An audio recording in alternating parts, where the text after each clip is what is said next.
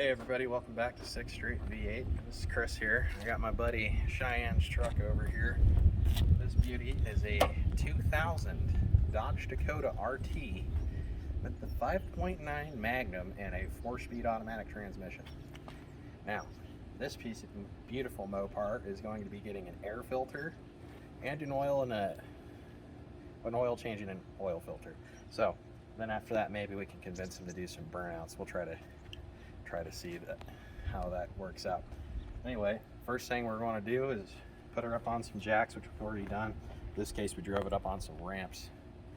Now, we just drove this from over at the car parts store to get the oil, so we're gonna let it chill for about 5 minutes, so it's still warm, but we're not gonna burn ourselves. And then we're gonna go ahead and get started. So first thing we're gonna do is we're gonna find on the passenger side valve cover this beautiful RT in blaze. That's a rare piece. That's probably worth some money.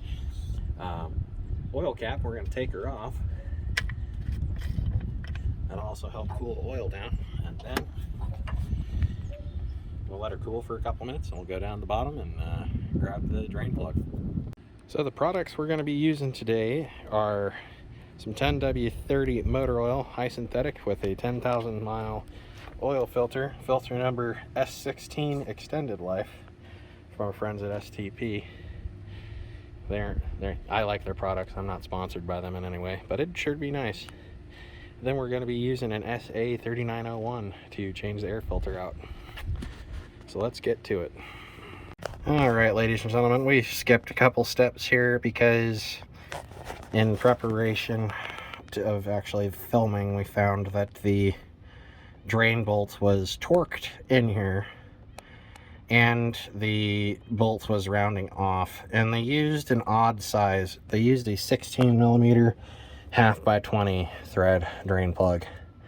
So we have here a brand new 1/2x20 with a magnetic end that we're going to put back in here, and then we're going to rip the oil filter out and get that drained out, and then we'll get her topped off.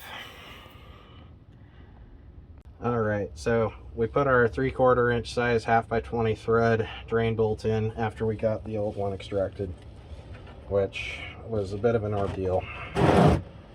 Couple trips to the parts house. Usually doesn't happen all that often here, but today it did. I gotta get that unstuck, but it's always a good idea to have a set of bolt extractors in your toolbox. Now, this is your automatic transmission, and if we were going to be doing a service on that, this is where your transmission filter is. Now, to the passenger side on this 5.9, which in olden terms is a 360, this is where your oil filter is going to be. So usually, if they're not jerks, you can get them by hand, and they actually didn't strip this one out. I'm impressed, but they sure did do a doozy on this one, so they get half points today. So I'm gonna take our rag. Oh geez, it's been almost a year since you've had your oil changed, and we're going to try and not burn ourselves with oil. Let it drain out just a bit into the pan here, and we'll finish unscrewing her.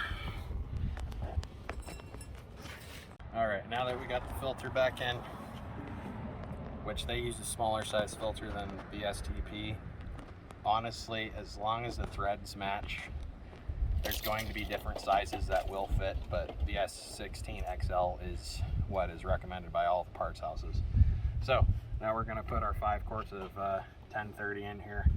I didn't pre-fill the filter on this one because it goes in at a 45-degree angle, and that's just a good way of spilling oil everywhere. So we're just going to put all 5 quarts in through the top here. So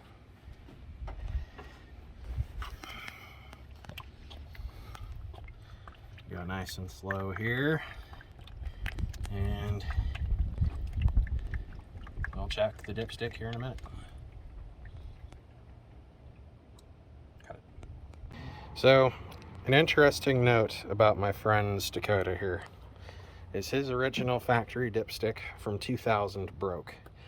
And he went to the local Mopar dealership and ordered a new dipstick. However, the one that they give him is more than likely the wrong size, because it goes in here, but when you pull it out, it shows that the engine oil is way higher than the safe mark for 5.9, which doesn't make any sense because this is a 5-quart oil capacity with the filter. So, generally speaking, trust what you had with the car, because replacement parts might not always read correctly. Anyways, since his dipstick isn't reading correctly, what we're going to do is we're going to be going off of the gauge pressure. For most vehicles, it should be hovering right around 35 or 40 psi at idle, which is what it's doing. But it's also got to get used to filling the filter, so it's going to sit there a little bit high. So we're going to go and take her for a test drive. So now that we've got the oil changed, we're going to come over to the passenger side here, and there's going to be 4 latches that we're going to pop off to loosen this up. You can loosen this clamp, but it's not really necessary because the hose has got enough play here going into the intake. So we got this one here, this one here, the one in the middle here, and right there, and then the top should come off like so.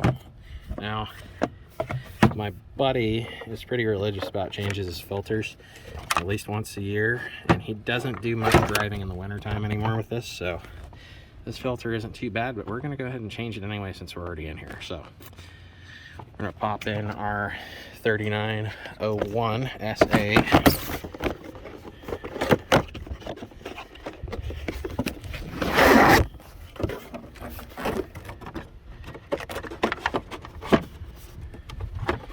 And set it in. So, brand new filter, and you're going to do, you also want to make sure you line up these tabs in the back here so you can pivot it correctly. And then you're going to clamp her on back down.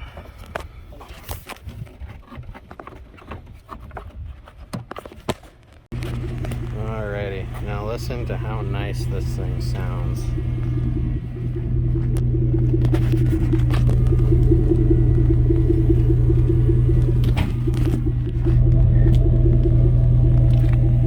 That's just a single pipe. Oh yeah. Let's get that beauty shot. Hey, you're good to go, bud. I'll catch you later.